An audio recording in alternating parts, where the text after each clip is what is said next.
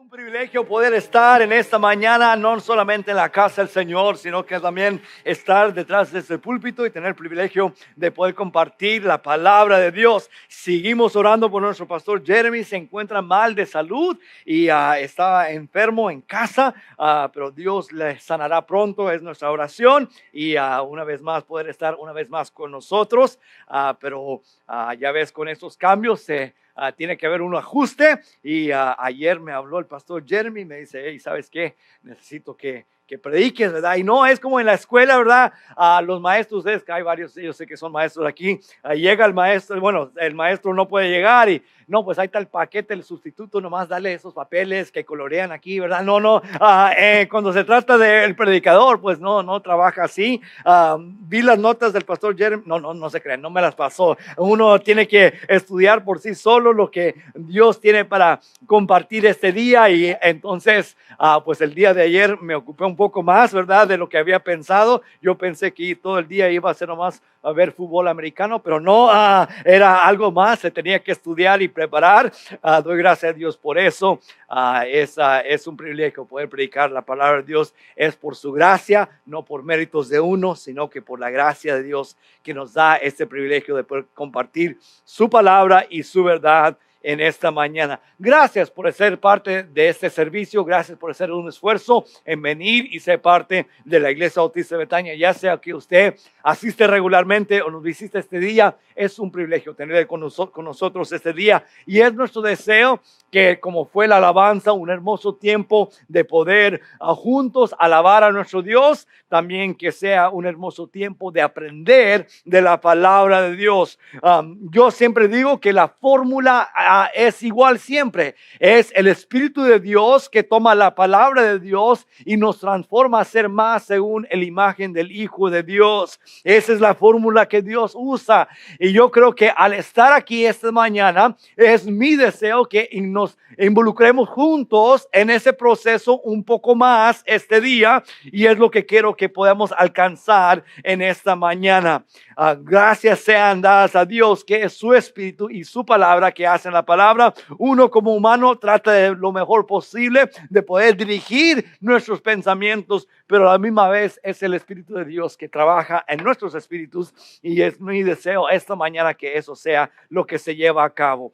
Cuando uno piensa en qué predicar, la verdad que viene mucho a la mente, pero a la misma vez uno está pensando y tratando de ver qué es lo que Dios quiere en ese momento. Y una de las porciones que me encanta últimamente, he aprendido mucho de esta porción, se encuentra en Lucas capítulo 7. Así que si quieren ir conmigo a Lucas capítulo 7, es donde estaremos esta mañana en esta porción.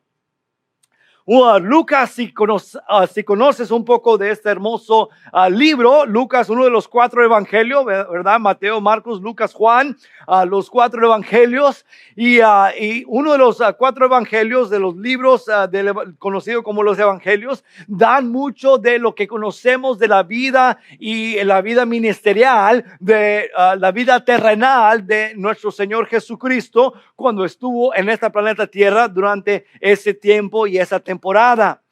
Los evangelios forman parte de la introducción, lo primero de lo que se conoce como el Nuevo Testamento, ¿verdad? Tenemos la Biblia dividido en 2 porciones, 39 libros del Antiguo Testamento, 27 libros del Nuevo Testamento, que forman parte de los 66 libros conocidos como la inspirada palabra de Dios. Y este libro de Lucas es algo muy peculiar en este sentido.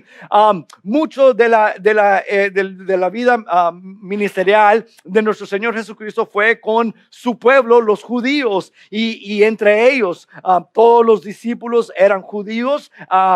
Él venía y se congregaba en el templo judío, era donde él tenía sus encuentros. Entonces esa era algo muy particular, y para muchos el pensamiento era que el Mesías era el prometido de los judíos, era apropiado solamente al pueblo judío. Sin embargo, encontramos y conocemos que en el Nuevo Testamento que no exactamente fue así. Y uno de los libros que nos ayuda a captar y entender eso es el libro de Lucas, porque fue escrito más al gentil, más al que no era judío. Mateo, cuando vemos que él nos da el trasfondo de lo que es Jesús, de dónde vino él lo da desde Abraham hasta Jesús. Sin embargo, cuando vemos en Lucas va desde Adán, hijo de Dios, y da toda la descendencia hasta Jesús, dando a entender que todos somos partes de la familia de Dios en ese sentido, y de que Jesús era humano, era parte de su humanidad, no solamente de que era judío.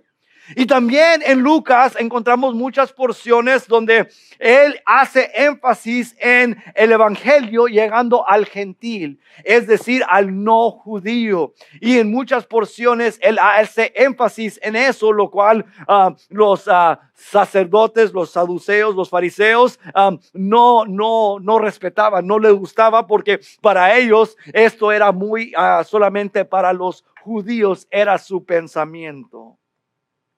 Lucas nos da también muchas porciones conocidas de la vida de Jesús. Por ejemplo, en algún drama navideña, si uno va en ese tiempo del año que ya se aproxima, ya estamos en septiembre, ya nosotros que nos encanta un poco más lo fresco, y también el tiempo del pavo y el tiempo de Navidad ya se acerca un poco más, pero en el tiempo de Navidad hacen las dramas los niños, ¿verdad? Y muchas de las escenas son las escenas que encontramos en Lucas capítulo 2, la historia del nacimiento de Jesús. Ese es Lucas. Mucho de lo que encontramos ahí es muy peculiar y específico al libro de Lucas.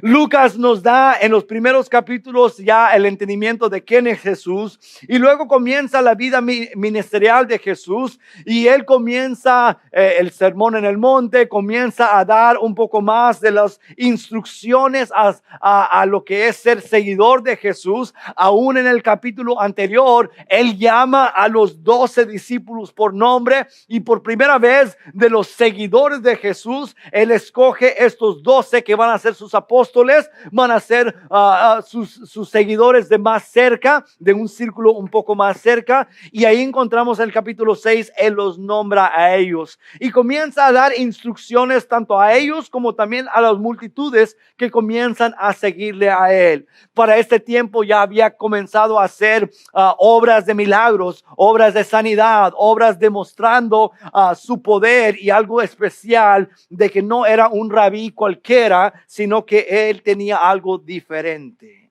Y es lo que encontramos en esta porción de Lucas. Llegamos al capítulo 7 de Lucas, y es algo importante en esta escena saber algunas peculiaridades, algunas cosas peculiares culturales de este tiempo. Es decir, porque muchas veces en la escritura, si uno no hace o no tiene el entendimiento de estas cosas, se lo puede perder.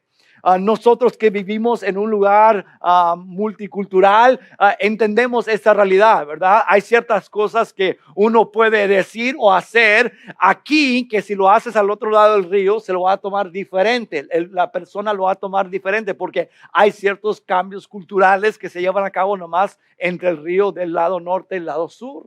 Aún si va más hacia el sur, hay ciertos modismos, hay ciertas cosas que si llegas a Centroamérica es diferente que aún México. Hay muchos cambios culturales. Aquí es importante en la escritura saber que esas realidades también existen. Entonces, al momento que Lucas escribe este capítulo, capítulo 7, o esta porción de la escritura, él está tomando como por hecho que el que lo está leyendo va a saber alguno de esos cambios o alguno de esos realidades culturales. Una de ellas es que en este tiempo Israel está bajo el dominio de Roma. Los romanos son el ejército fuertísimo que habían conquistado el mundo en este tiempo, y ellos Israel está bajo la mano de los romanos.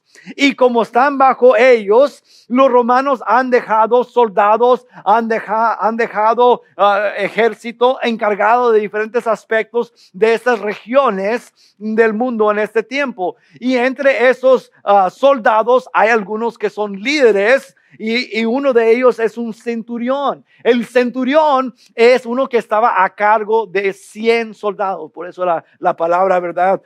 Century en inglés es 100 años. Centurión tiene esa base. Es uno que estaba a cargo de 100 soldados. Por lo menos, a veces era un poco más, pero por lo menos 100 soldados.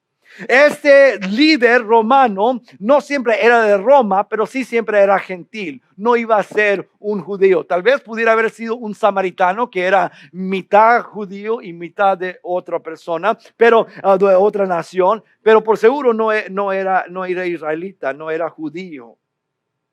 Pero sí tenía mucho poder en la región. Él tenía él podía, lo que él decía en este ejido, en este lugar, era lo que se hacía. Él tenía sumamente mucho poder. Él era el embajador de Roma en ese lugar. El representante del gran César en ese lugar era el centurión. Nadie se podía oponer a él. Él era la ley, él era lo todo en esa región. Entonces entendemos eso. Entendemos que había obviamente un poco de fricción entre el judío y el soldado romano, ¿no? Es decir que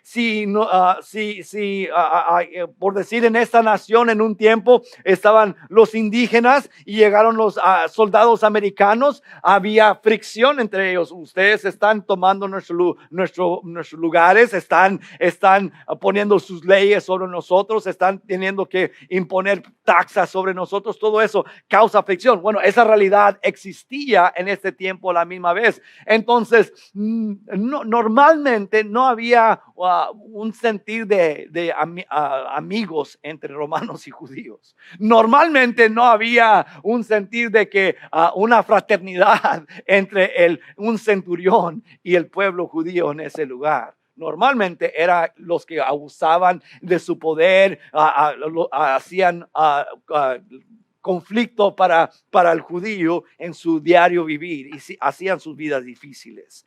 Y eso es importante saber en el trasfondo de la porción que vamos a leer. Esta mañana yo quisiera dar, unas lecciones que nos enseña el centurión de Lucas capítulo 7.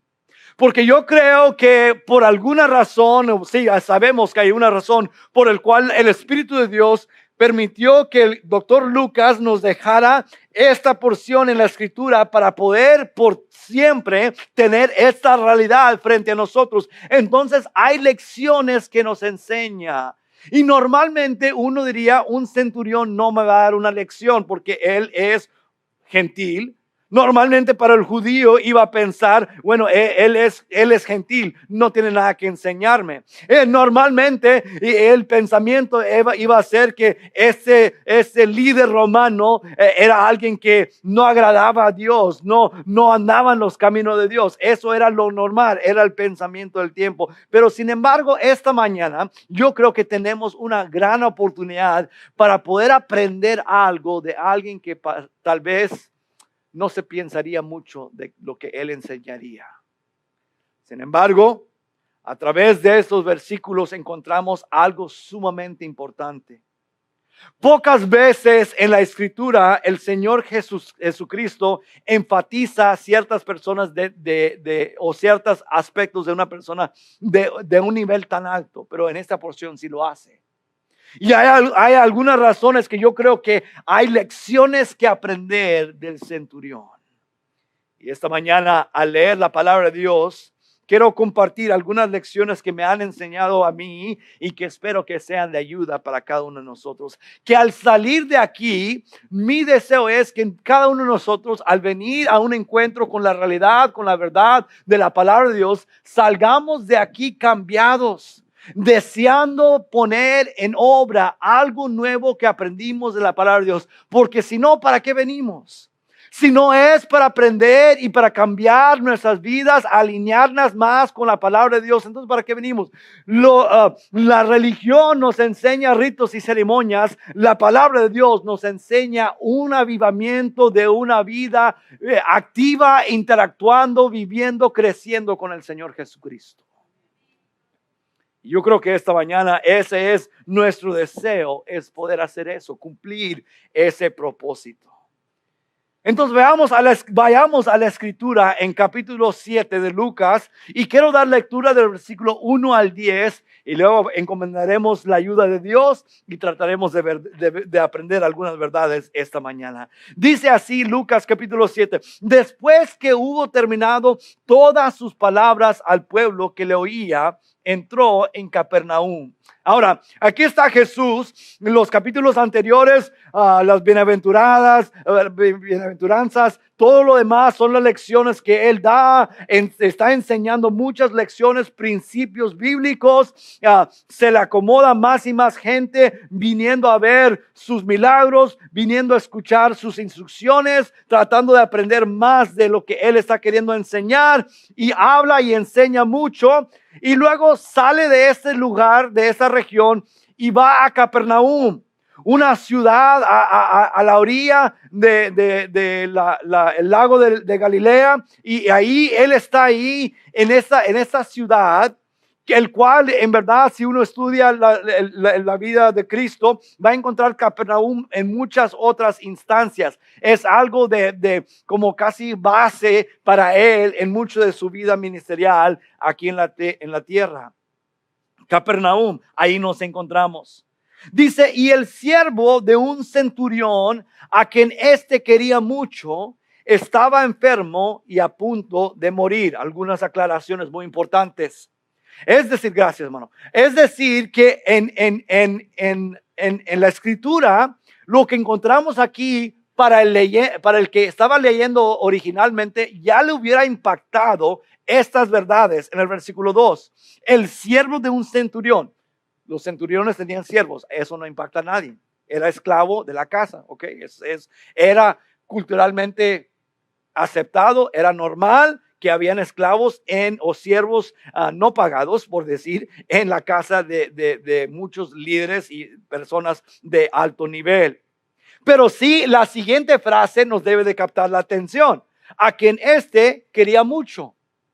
Ahora, normalmente cuando uno estudia la historia, el siervo esclavo era tratado como propiedad, era tratado como una herramienta de la casa. Es decir, para ellos ni persona era. No podía votar, no podía tomar, no podía dar voz a algo que no le gustaba o que estaba muy incómodo en hacer algo. No, él era tratado como simplemente una herramienta, una propiedad. Esa era la forma normal de que se trataba el siervo esclavo. Pero esto dice que normalmente había una división alto entre el mayordomo y el siervo. Es decir, que ni nombre lo conocía, ni era nomás: hey, tú ven, haz esto, haz aquello. Ni nombre, no se conocían por nombre, no era algo que él tomó. Sin embargo, en esta porción, ya desde el segundo versículo, nos debe de abrir un poco más nuestros oídos, decir: wow, hay algo diferente, porque el siervo del centurión es alguien al que en el centurión tenía cariño hacia él. Tenía algo, era alguien importante para él. Y este siervo estaba enfermo y a punto de morir. Ahora, hay que también saber otra porción, otro trasfondo. El doctor Lucas es doctor, es decir, es médico. Era alguien que en su práctica era médico. Y hay tres cosas que nunca quieres escuchar de un médico, ¿verdad? Ups, no, eso no lo quieres escuchar. Cuando el doctor dice ups, no, ya algo fue mal ahí, ¿verdad? Otra es: ¿qué es esto? Eso no quieres decir. Cuando el médico dice: ¿qué es esto? No, van para atrás a su oficina: ¿qué era eso? No sabía. Eso no quieres escuchar eso. O cuando dice el doctor: esto está muy mal, ¿verdad? Esto está muy mal, ¿verdad? Cuando el doctor dice que está muy mal, es que está muy mal, ¿verdad? Entonces, aquí el doctor Lucas, las palabras en griegos aquí, si los pudiéramos traducir exactamente, sería el doctor Lucas diciendo: está muy mal, está muy mal. Porque dice que estaba enfermo y a punto de morir. Es decir, que estaba gravemente enfermo, tal vez tomando 1, 2, 10 respiros cada minuto antes que iba a morir. Estaba a ese punto. Y este siervo estaba en una mal condición. Dice el versículo 3, cuando el centurión oyó hablar de Jesús, le envió unos ancianos de los judíos, rogándole que viniese y sanase a su siervo. Y ellos vinieron a Jesús y le rogaron con solicitud, diciéndole, él es digno de que se le concedes esto, porque ama a nuestra nación y nos edificó una sinagoga. Y dice, y Jesús fue con ellos, pero cuando ya no estaba lejos de la casa, el centurión envió a él unos amigos, diciéndole, Señor, no te molestes, pues no soy digno de que entres bajo mi techo, por lo que ni aún me tuve por digno de venir a ti. Pero di la palabra y mi siervo será sano. Porque también yo soy hombre puesto bajo autoridad y tengo soldados bajo mis órdenes. Y digo a este, ve y va, y al otro, ven y viene, y a mi siervo, haz esto y lo hace. Al oír esto, Jesús se maravilló de él. Y volviéndose, dijo a la gente que le seguía, os digo que ni aún en Israel he hallado tanta fe. Y al regresar a casa, los que habían sido enviados hallaron sano al siervo que había estado enfermo. Vamos a orar. Señor, te doy gracias por tu palabra. Te doy gracias porque este día nos has traído con bien a tu casa. O estamos en un punto donde por lo menos podemos escuchar tu voz. Te ruego, Señor, que tu Espíritu haga la obra en este día, cada vida y en cada corazón. Necesitamos de ti este día, Señor. Que tu gracia sea activa, que tu gracia obre en cada vida, en cada corazón, incluyendo el mío. Que tu palabra y tu Espíritu Santo transformen vidas, Señor, como lo has hecho.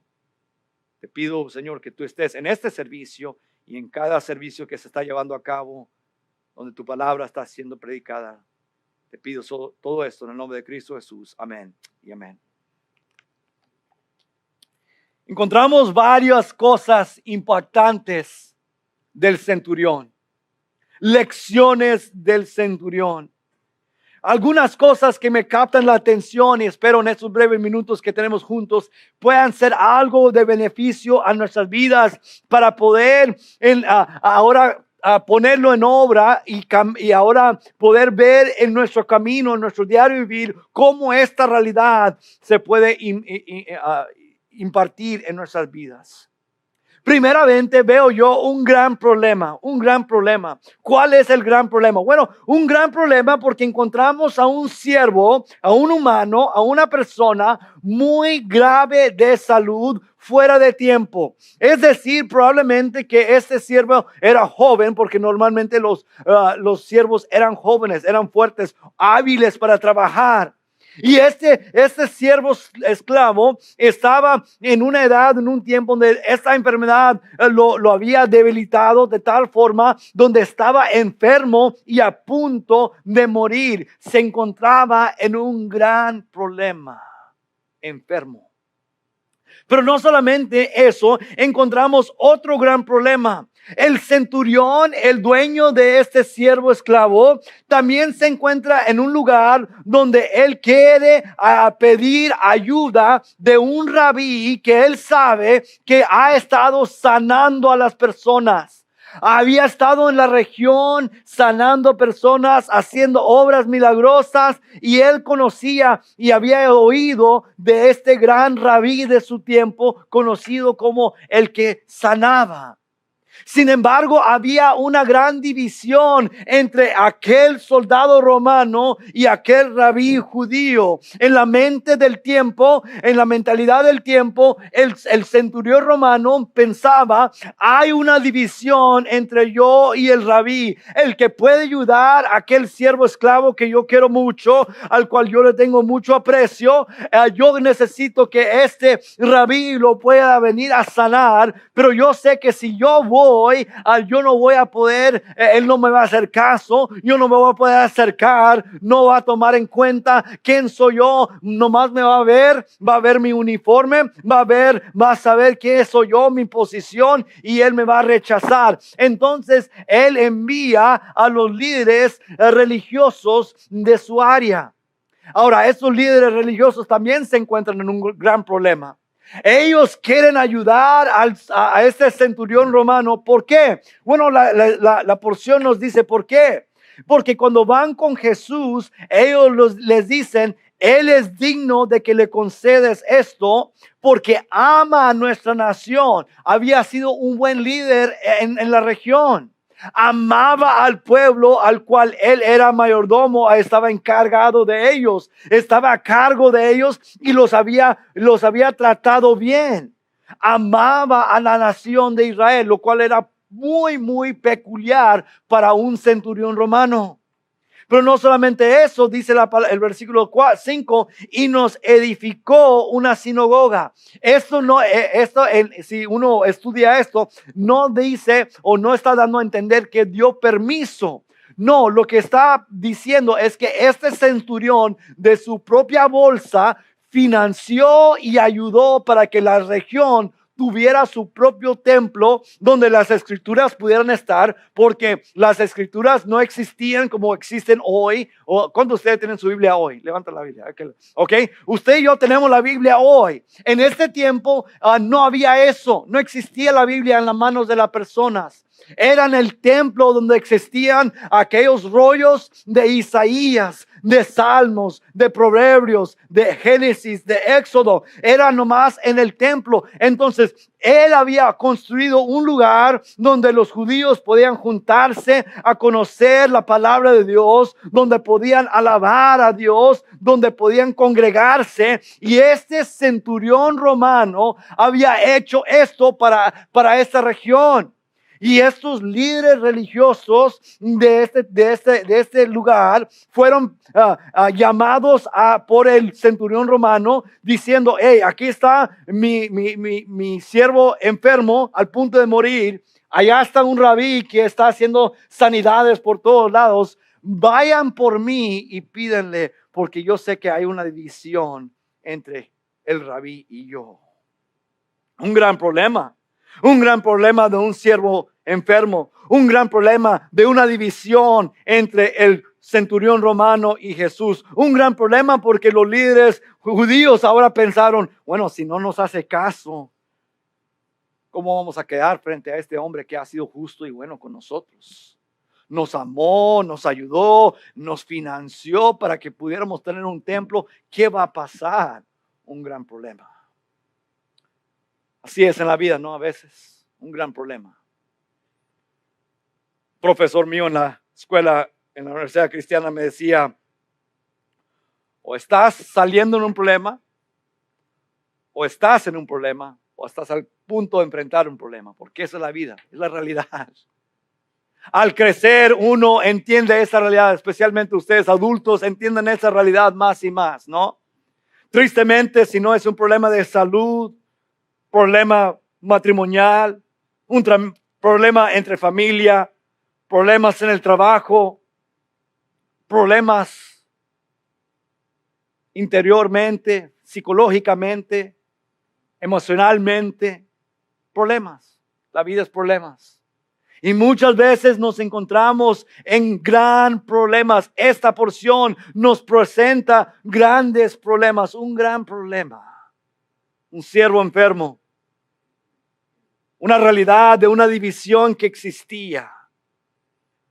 Los líderes religiosos pensando, bueno, tenemos que hacer que algo pase porque este hombre ha sido bueno con nosotros. Vienen a Jesús, dice el versículo 4, y ellos vinieron a Jesús y le rogaron con solicitud. Es decir, que no nomás vinieron, hey, Jesús, ¿sabes qué? ¿Por qué no piensas? No. Ellos entendieron la situación y dice la porción que rogaron con solicitud. Es decir, que vinieron diciendo, Jesús, por favor, Jesús, sí, por favor.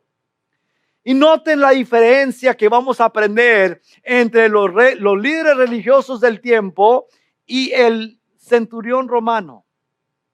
El centurión romano no dio instrucciones en cómo iban a presentarlo a Jesús, pero noten que los líderes religiosos presentan a Jesús esta forma de hacer la petición a Jesús. Ellos van a Él y la razón por la cual debe de responder a la petición lo dan en estos versículos diciendo, es digno de que le concedes esto, porque ama a nuestra nación y nos edificó una sinagoga. Es decir, que muchos hicieron lo que muchos nosotros hacemos cuando vamos a Jesús, ¿verdad? Cuando vamos en oración.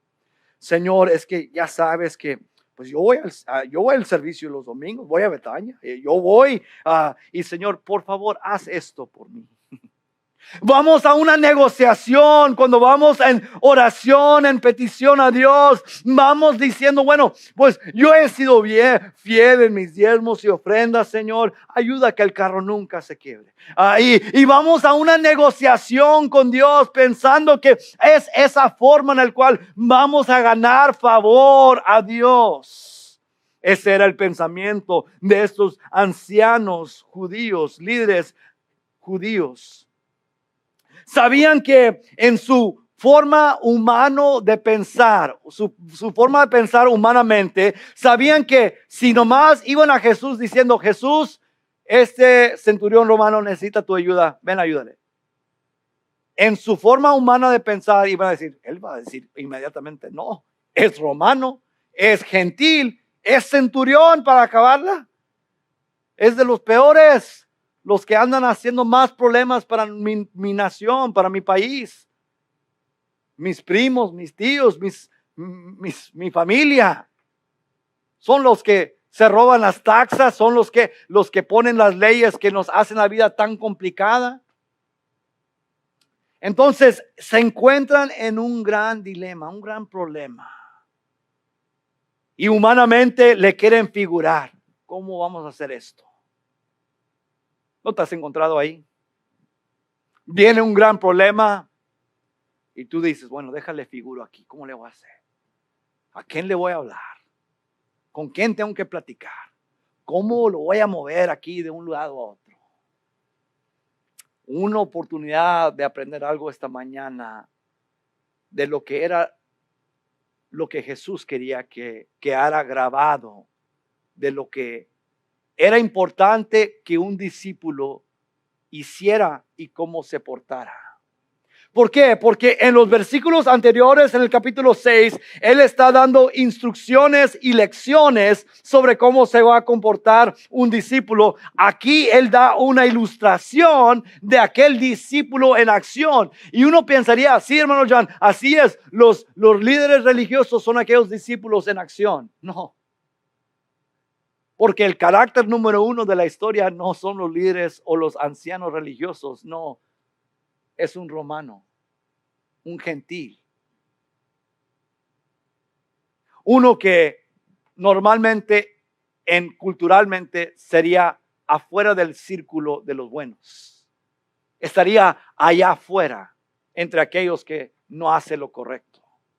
Sin embargo, en la porción nos da la instrucción, nos da la verdad que no, había algo diferente de este centurión. Un gran problema nos lleva también a ver algo, un gran entendimiento. Un gran problema se convierte en una oportunidad de ver más profundo un gran entendimiento. ¿Cómo es un gran entendimiento? Bueno, es decir esto. Vayan conmigo al versículo 7 de Lucas capítulo 7. Dice, y Jesús fue con ellos. O tal vez a esta altura los judíos pensaban, los ancianos pensaban, ya ves, qué bueno que dije lo que dije, que era un buen hombre, qué bueno que dije que él había hecho mucho por los judíos, que construyó la sinagoga, qué bueno que dije, porque por fin se vino. No saben que Jesús tenía otra intención. Pero cuando ya no estaban lejos de la casa, el centurión envió a unos amigos. Ahora, aquí es importante ver esto. La diferencia entre los ancianos judíos, los líderes judíos, ellos eran alguien al cual aquel centurión sabía que, o pensó, tenían tal vez palanca con el rabí, con Jesús. Pero aquí eran más sus amigos cercanos, los que conocían el corazón del centurión. Y él manda a ellos, en nombre de él, a encontrarse con el rabí, con el Jesús. Y dice, pero cuando ya no estaba lejos de la casa, el centurión envió a él unos amigos diciéndole, Señor, no te molestes, pues no soy digno de que entres bajo mi techo. Un gran entendimiento, un gran problema, un siervo esclavo enfermo. Un gran problema, una división entre aquel que puede hacer algo por mí y yo en mi situación. Un gran problema en que hay expectativas humanas que hay que cumplir y los ancianos judíos quieren cumplirlo humanamente. Un gran problema. Luego un gran entendimiento.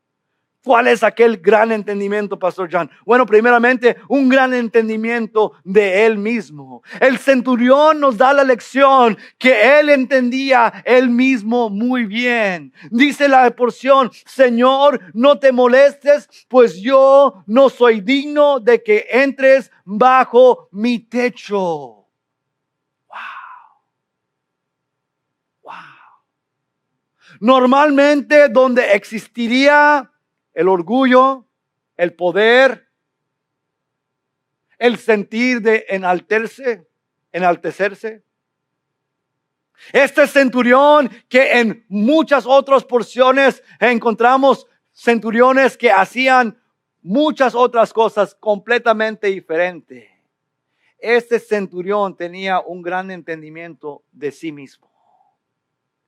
Él entendía su condición. Él entendía en verdad quién era él. Dice el versículo 7, por lo que ni aún me tuve por digno de venir a ti. Es decir, el centurión entendía, hay una división entre yo y entre usted. Hay una división entre donde yo estoy, donde tú estás. Oh, gran Rabí, yo conozco que hay una gran división. Yo entiendo mi condición. Oh, yo no sé de usted, pero yo encuentro el evangelio ahí. Qué increíble cuando queremos saber qué llevó al centurión a donde él pudiera estar grabado por siempre en las Sagradas Escrituras. Parte de él es este gran entendimiento. Usted y yo nunca vamos a poder venir al Señor a menos que nosotros reconozcamos nuestra inferioridad. Señor, yo no soy nadie ni nada. Los ancianos judíos vinieron a Jesús, al rabí, diciéndole, Rabí, Él es bueno, Él es bondadoso, Él ha hecho muchas buenas obras. Pero no, el centurión dice, yo no soy nadie. Un gran entendimiento de sí mismo. Yo no soy digno, dice ahí el versículo 6. No soy digno, no te molestes, pues yo no soy digno de que entres bajo mi techo. Una vez más, tal vez entendiendo un poco de una verdad más profundo. Tal vez enseñando nomás simplemente la cortesía, porque él sabía que en ese tiempo los rabís no entraban a casas de gentiles, porque si entraban en casas de gentiles no eran limpios ya. Tenían que hacer un proceso de limpieza por entrar en la casa de un gentil. Y tal vez por conocimiento de eso, o por razón de eso, o tal vez por entender una verdad más a profundidad, más a raíz, él entendió algo de él mismo.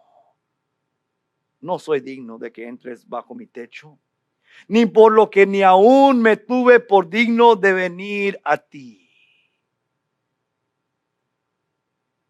un gran problema, un gran entendimiento de Él mismo, un gran entendimiento de Jesús. Dice, yo no puedo venir a ti. ¿Por qué? Porque tú eres más alto que yo. Oh, pero ese es el centurión, el que está a cargo de 100 soldados, el que en toda la región es conocido como el poderoso. Él nomás es el que es el títere del César. Él tiene todo el poder. Él habla en nombre de César, en nombre del gran ejército romano. Sin embargo, él entendía que frente a Jesús, él no era nadie. Él tenía un gran entendimiento de él mismo y de Jesús. Qué gran lección que nos enseña. Qué gran lección nos enseña este centurión romano.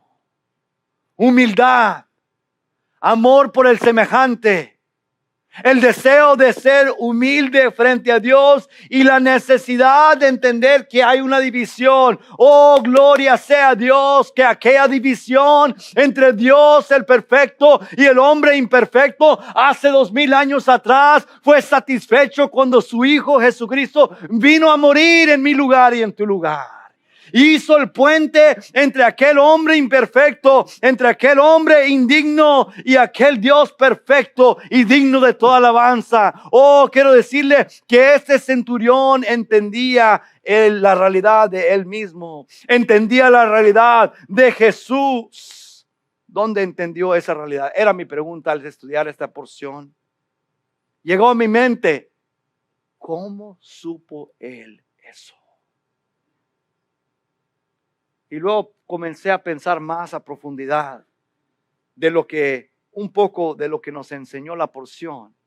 La porción nos enseñó que él de su propia bolsa financió la sinagoga. La sinagoga era aquel lugar donde la escritura se guardaba. ¿No cree usted que tal vez él llegaba a aquel edificio que él construyó? ¿No crees que tal vez algunas noches tarde él llegaba con aquella candela a leer, a sacar los rollos de la palabra de Dios y comenzar a ver y a estudiar esta forma de pensar de aquel gran Dios Elohim que había creado los universos, que había creado, que desde el inicio él creó los cielos y la tierra? ¿No crees que en aquel momento él alcanzó a ver los salmos, a ver los proverbios, a ver las verdades del corazón de la palabra de Dios? Yo creo que sí. Creo que no cabe duda que en algún lugar él alcanzó a captar la realidad de que Cristo era alguien al cual él no se podía acercar en su condición. Pero gracias sean dadas a Dios que Cristo le ayudó a entender otra realidad más profundo aún después. Dice el versículo 7 que por lo que ni aún me tuve por digno de venir a ti. Oh, ese es el corazón necesario para que el impío sea salvo. Es decir, yo traigo nada a esta ecuación, yo traigo nada a esta fórmula. Es decir, no es mi fe más Dios, no es decir, bueno, es lo que yo puedo hacer por Dios y lo que Dios puede hacer por mí, hay una transacción, soy salvo. No, es decir, yo traigo nada más que mi pecado ante Dios y Dios en su gracia, en su misericordia, me salvó y me rescató, porque nada soy yo, todo es Él. Era lo que este centurión nos enseña. Yo no soy digno de que entres a mi casa, ni soy digno de que yo vaya a la tuya. Sin embargo, Él viene a habitar en nuestras casas. Y un día iremos a habitar en su casa. Ese es el evangelio. Y el centurión nos enseña esa realidad. Qué gran enseñanza de un personaje que uno no pensaría, Él nos dejaría tal lección en la escritura. Sin embargo, Cristo lo dejó grabado ahí para que usted y yo pudiéramos aprender algo. Oh, un gran problema se presentó, un siervo enfermo. Se presentó una división de quién era aquel centurión y quién era el rabí Cristo. Un gran problema que los judíos no sabían cómo hacer que su necesidad se cumpliera.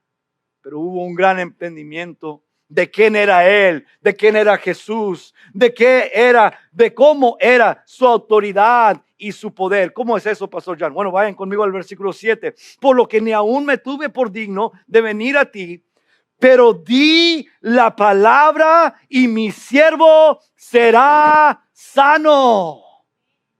¡Wow! Yo no sé de usted, pero fácilmente uno pudiera leer eso y decir, sí. No, escuchen lo que está diciendo este centurión. Escuchen la profundidad del entendimiento que él tenía del poder y la autoridad de Cristo Jesús en este momento. ¿De dónde lo aprendió? Esa es mi pregunta, lo sigo haciendo. Tengo que pensar que él lo aprendió en las Escrituras. Tengo que pensar que al ver la palabra de Dios, él entendió. Tal vez fue que en esa mañana él abrió aquel rollo y lo abrió a Salmo 107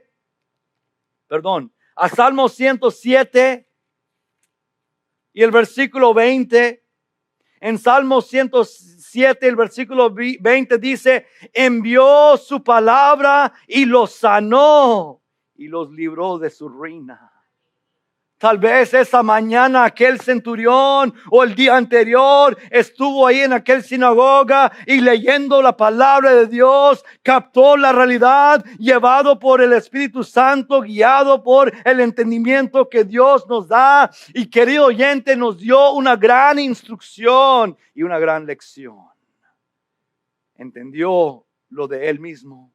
Entendió de quién era Jesús, su altez, su dignidad. Era digno de recibir honra, gloria y poder. Él era perfecto, el centurión imperfecto. Había una división entre ellos. No entres a mi casa, ni yo puedo estar en tu presencia. Indigno soy, tú eres digno, yo indigno. Oh, querido oyente, qué gran lección sería para nosotros si simplemente esa verdad la viviéramos más.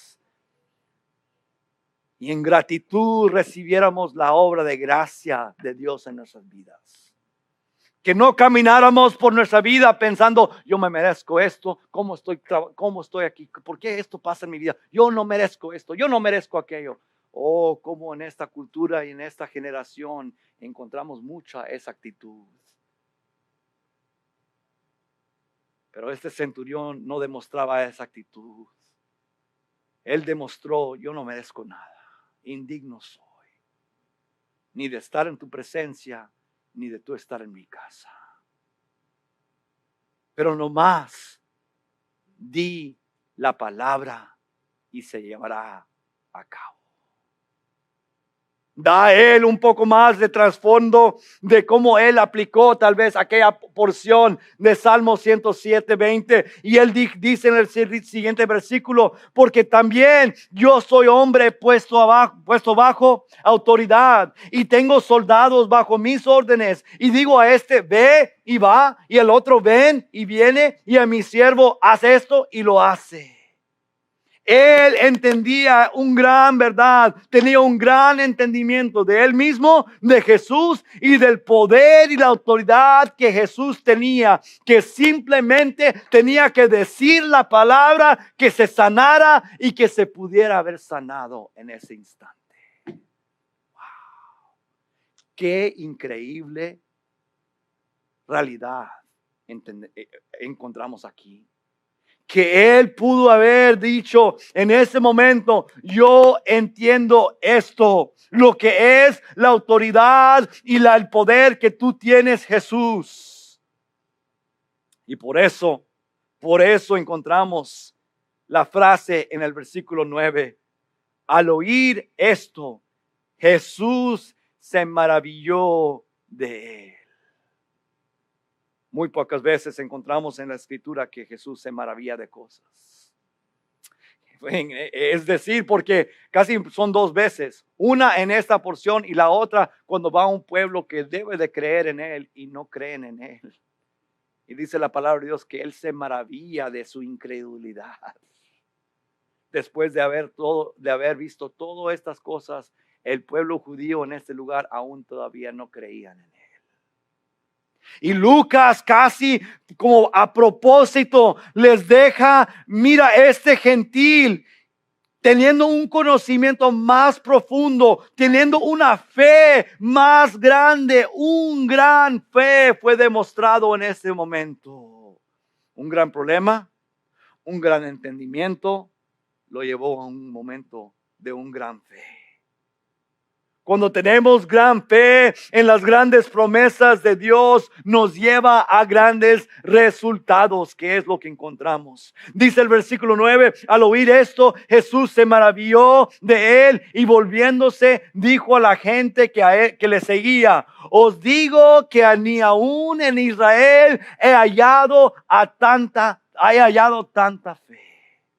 Y al regresar a casa, los que habían sido enviados hallaron sano al siervo que había estado enfermo. Es interesante al estudiar esta porción, la frase que se lleva a cabo aquí al versículo 10 al final. El doctor Lucas usa ciertas palabras a propósito en el original. Hallaron sano al siervo, es decir, que no estaba en el proceso de ser más saludable. El hermano Guajardo, estuvimos orando por él, estuvo en el hospital por 3 semanas, casi, creo que 4 casi, y hubo un momento de gran crisis, no sabíamos qué iba a pasar, y luego recuerdo que encontraron un poco más de lo que estaba pasando, le dieron la medicina adecuada y comenzó a mejorarse. Yo creo que ya llegó a casa, ¿verdad? Ya llegó a casa, gloria a Dios por eso. Pero si lo vieron en ese miércoles cuando estaba muy enfermo, y luego si lo hubieran visto un miércoles después, se hubiera visto un poco mejor, en un proceso de mejorarse. Eso no es lo que está diciendo la palabra de Dios. Aquí la obra milagrosa de la palabra de Dios, en la obra del resultado del gran fe, es que en ese momento hallaron sano al siervo que había estado enfermo. En la palabra sano no solamente dice sano, es decir que estaba como en tal salud como que si nunca hubiera estado enfermo.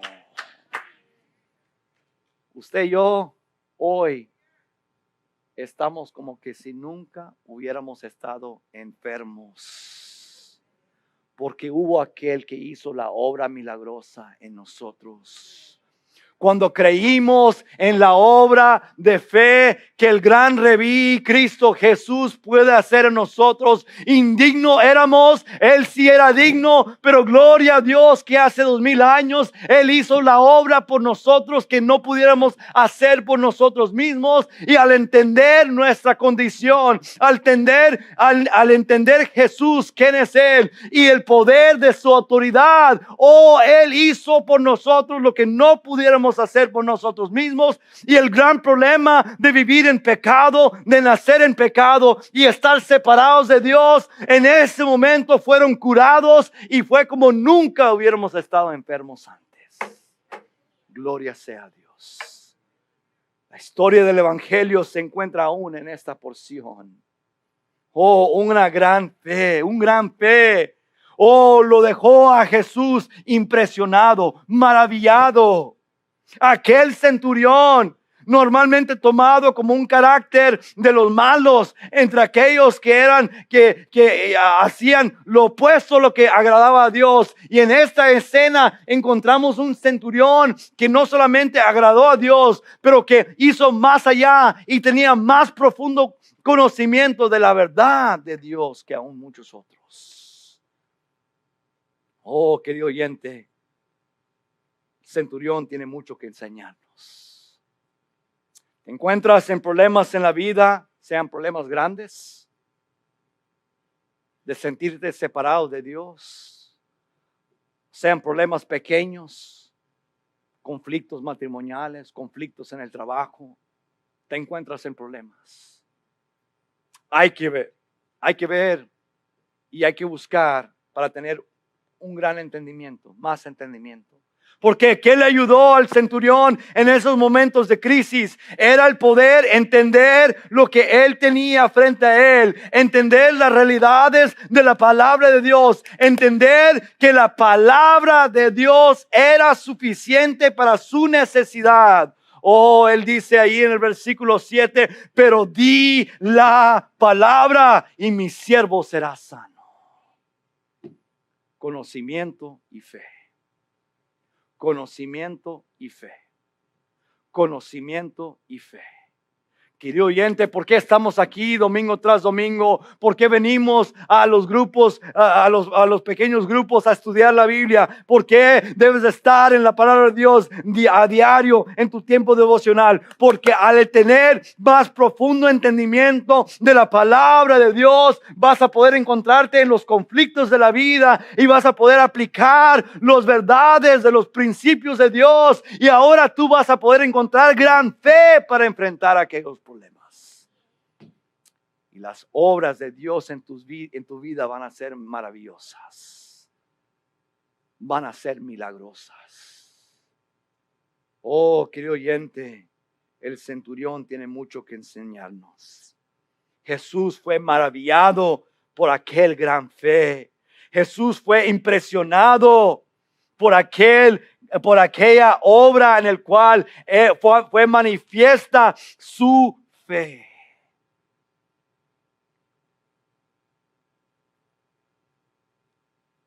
En mi vida, ¿sabes cómo yo puedo evaluar mi espiritualidad en ese momento? Cuando me encuentro en crisis, ¿a dónde volteo?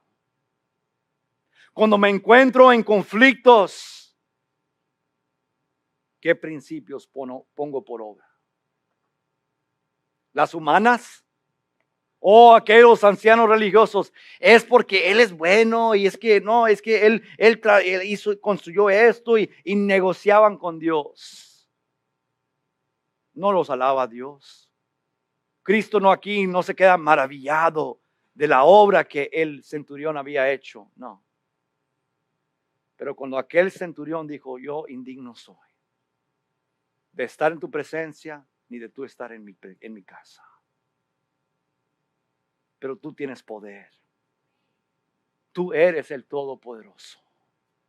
Solo di la palabra y será cumplida. Yo sé que sí.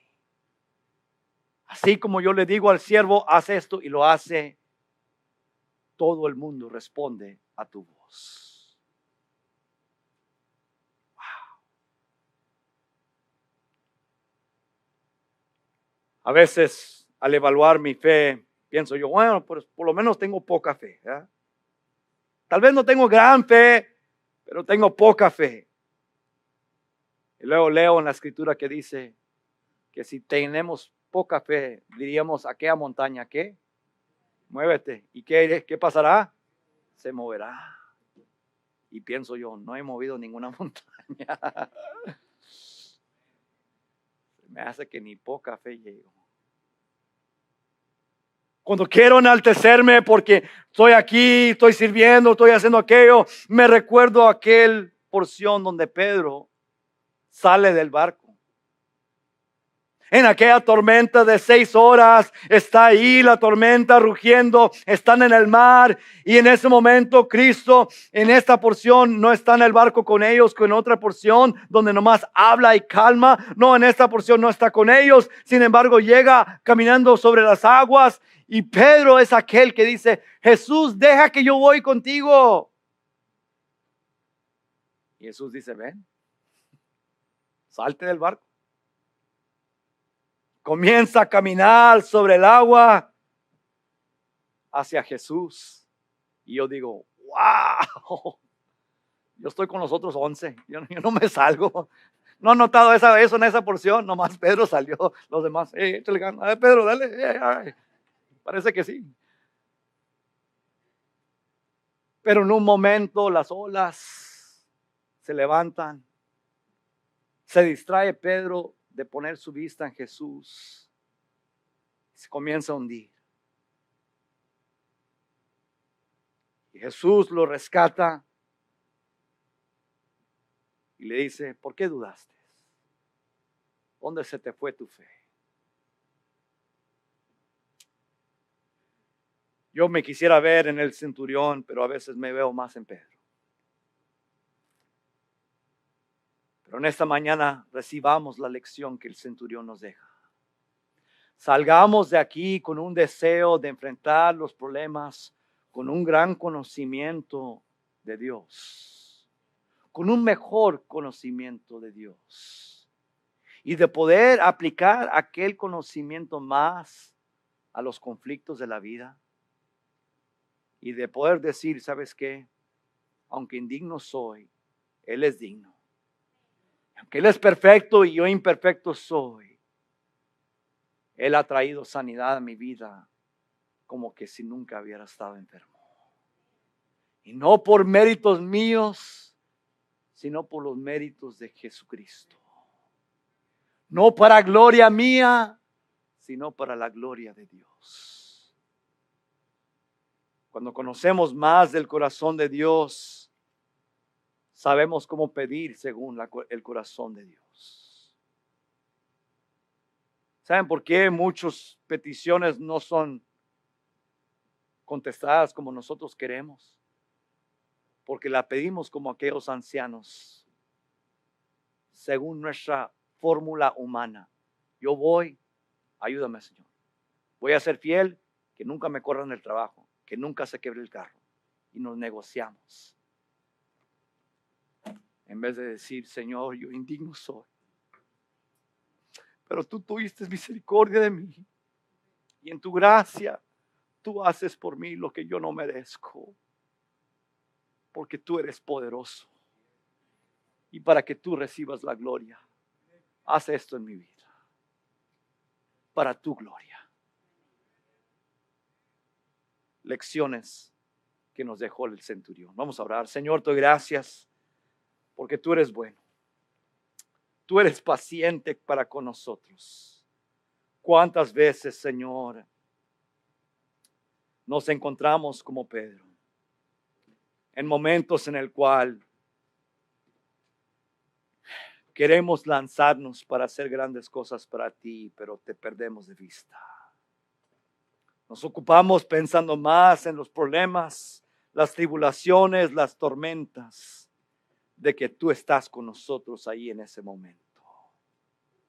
Quitamos nuestra vista de ti y nos hundimos en nuestra humanidad. Pero te doy gracias, Señor, porque tú eres misericordioso.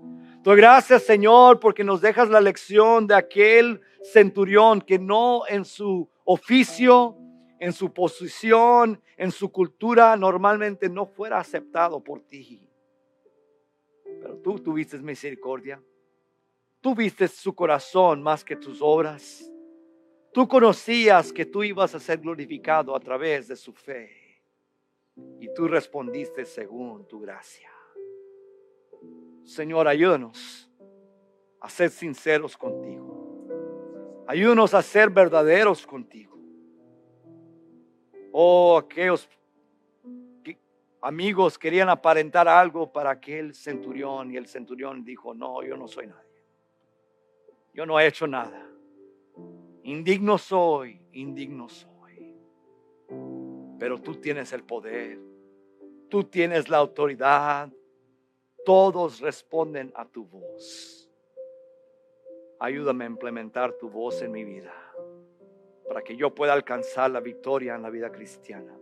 Para que mi matrimonio pueda alcanzar la victoria, para que mi familia pueda alcanzar la victoria, para que mi iglesia pueda alcanzar la victoria. Oh Señor, ayúdanos a seguir tu corazón, para que tú puedas hacer la obra. Tal vez en esta mañana tú dices, Pastor Jan, yo sé que en mi vida la realidad es que o no ha existido aquella fe, o la fe que en un momento existía se ha disminuido. He quitado mis ojos. He olvidado, me he mentido para pensar que yo soy alguien que el cual Dios tiene que hacer algo por mí. Se ha ido mi humildad. Se ha ido mi dependencia. Yo llegué aquí en un momento dependiendo de Dios en todo. De repente me fue bien aquí, me fue bien acá. Y de repente comencé a pensar que puedo depender de mí mismo. Oh, pero regrésame, Señor, a tus pies. Regrésame, Señor, a depender en tu palabra y en tu poder, tu autoridad. Oh, Señor, ayúdame. Tal vez en esta mañana Dios te ha hablado. Ahí en tu lugar, ¿por qué no hablas con Dios? Clama a Él. Recuérdale a Él que tú entiendes cuál indigno eres y cuán perfecto es Él. Confiesa de que sin Él nada vas a poder ser bien. Tal vez tú estás en aquella condición donde estás separado de aquel Dios. Él nunca ha venido a ser tu Salvador, tu rescatador, tu salvación. ¿Por qué no haces de este primer día de septiembre de 2024 un día en el cual tú puedes clamar a Él para que Él venga a ser tu Salvador? Oh, pastor, es que yo necesito hacer algo. Yo necesito mejorar mi vida. Yo necesito venir a la iglesia más seguido. No, querido oyente, tú solamente necesitas confesar tu necesidad. Que tú indigno eres, pero que Él sí es digno. De que tú no tienes nada del poder ni la autoridad necesario, pero que Él tiene todo el poder y la autoridad de sanar tu vida, de quitar tu pecado. Simplemente confiésale a Él tu deseo, tu necesidad, tu corazón. Y Él vendrá a ser tu Salvador ese momento. No porque tú eres digno, sino porque su gracia es increíble. Tu fe te puede salvar. Oh Señor, obra en cada corazón, habla a cada vida. En el nombre de Cristo Jesús. Amén.